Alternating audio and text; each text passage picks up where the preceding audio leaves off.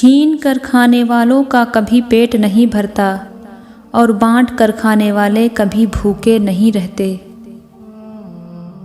اپنے نقصان پر ہرگز غمزدہ نہ ہوا کریں، کیونکہ اللہ آپ سے اس وقت تک کچھ واپس نہیں لیتا جب تک اس سے بہتر آپ کو عطا نہ کرے۔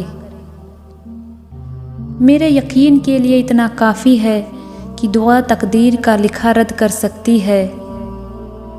اگر راستہ خوبصورت ہو تو معلوم کرو کہ کس منزل کو جاتا ہے، لیکن اگر منزل خوبصورت ہو تو راستہ کی پرواہ نہ کرو۔ خیالات کی آمدنی کم ہو تو لفظوں کی فضول خرچی نہیں کرنی چاہیے۔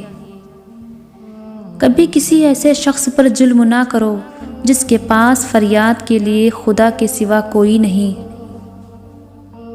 لوگوں سے ڈرنا چھوڑ دو، کیونکہ عزت اللہ پاک دیتا ہے، لوگ نہیں۔